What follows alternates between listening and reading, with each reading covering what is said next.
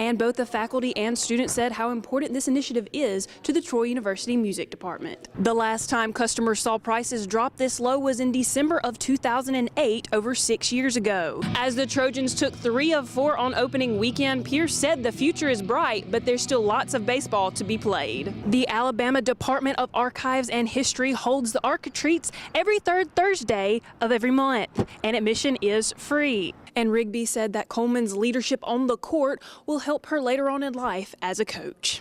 Now, the latest in Trojan sports on Troy Trojan Vision News. The baseball team hosted Georgia Southern over the weekend as they looked to snap an 8-game losing streak. The Eagles ran away with Game 1 15-1, but Troy came back to win Game 2 6-1. It all came down to the rubber game on Sunday. The Trojans will have the entire week to prepare for UALR. Arkansas Little Rock will come to Troy for a 3-game series beginning Friday at 6. The softball team took on Appalachian State over the weekend in their first home conference series. Troy took Game 1 9-3 and Game 2 9-1. The Trojans looked to complete the sweep with the win on Sunday. And Troy was able to do just that. Troy defeated Appalachian State 11-2 in only 5 innings. Troy came out scoring early in the bottom of the first and continued to add to their lead by scoring in each inning. Several Trojans stood out at the plate. Ashley Rainey and Kate Benton both went 2 for 2 on the day. Khadijah Neely went 3 for 3, and Hannah Day was 3 for 4 at the plate. This was the first season sweep for the Trojan softball team. Troy will head to Tallahassee, Florida on Wednesday for a game against Florida State beginning at 5 p.m. The women's basketball team took their 8-game win streak to the Sun Belt Conference Tournament to compete as the number 3 seed. The Trojans took on the University of Louisiana at Lafayette but fell late in the game. Troy lost to the Raging Cajuns 66-52 to snap their win streak and their time at the conference tournament. The Trojans fought close with Lafayette through most of the game, but the last minutes of the second half caused the loss. ULL outshot Troy 38-26 in the second half. Ashley Beverly Kelly was the only Troy player who made it into double digits. She scored 17 points. Courtney Coleman was the next closest with 9. The Trojans finished out the season with a 20-10 overall record. The team will look to see if they will receive a postseason bid tonight. The Troy women's golf team competed at the 3M Jaguar Intercollegiate in Augusta, Georgia. The Trojans finished in 5th place above 4 different teams that had previously been ranked above them. Fatima Fernandez-Cano led for the Trojans and also broke a school record. Cano tied for 5th place in the tournament. In Saturday's second round, she shot a 65 that broke the school record. The Trojans' overall score was 886 after scoring a 304 on day 1, a 284 in round 2 of the tournament, and a 298 on the final day. The Trojans will have a week off before preparing for the John Kirk Lady Panther Classic. The Alabama legislature is back in session as both the Senate and House convened, starting on March 3rd for the 2015 session.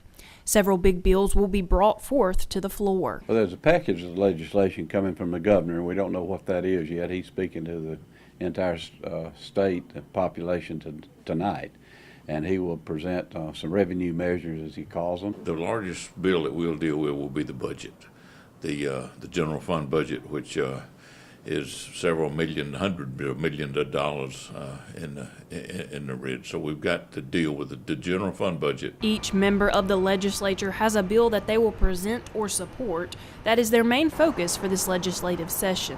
I'm going to introduce a bill dealing with solid waste. I'm hopefully have it on a committee tomorrow. It will allow a broader latitude on the part of the county commissioners that in the state that have regional landfills, and industry also has to have that, not only just households but industry. So first and foremost, we'll be looking at a solid waste bill. And both Hawley and Booth talked about the pieces of legislature that will affect the residents of the city of Troy and Pike County the most. The Education Trust Fund funds all of K through 12 plus the 2-year schools and higher education. One of its largest employers, and it's stabilizing jobs come from Troy University. The education bill, because we anticipate having some amendments to the education bill that will support Lockheed Martin and the joint venture with Lockheed Martin and Troy University. And it's certainly incumbent upon us to be sure that Troy is well treated in the education budget. The legislature will meet throughout 30 different days within the span of 105 calendar days. In Montgomery, Amy Alston, Troy, Trojan Vision News. With the conference tournament just around the corner, the women's basketball team is striving for every win possible, and the team defeated the South Alabama Jaguars 78-67. We're very thankful to have a Trojan win tonight in Trojan Arena. We're glad to get this first win against them. Though we forced 31 turnovers in the game, that sounds like it was an up-tempo game. It didn't feel like it. It felt a little bit slower. We only got 70 shots off. We strive to get 100 shots off every game. So it's kind of an odd game in that way, but we got out-rebounded. I think that's the only stat that we didn't win in is the rebound column. The Trojans forced 31 South Alabama turnovers throughout the game. This was the fourth opponent that Troy has caused to turn over the ball over 30 times. We always try to create turnovers on the other team. We always want to win that battle. Turnovers hasn't been a huge problem with us, thanks to good guards like Ashley. It hasn't been a huge problem for us, but what we always try to do is just create as many as we can for the other team. Troy is currently tied for third in conference standings, and the Trojans have 6 games left before the championship tournament. And with the end of regular play drawing near, junior guard Ashley Beverly Kelly said the team is getting to where they need to be. I think we are almost there where we need to be. I think we need to stay consistent like with these 2 wins so that we can be able to go in with a lot of confidence when it's time to go to the tournament. Amy Alston, Troy, Trojan Vision Sports. With the baseball team's win on Sunday, a record was broken as head coach Bobby Pierce won his 435th game, becoming Troy baseball's winningest coach.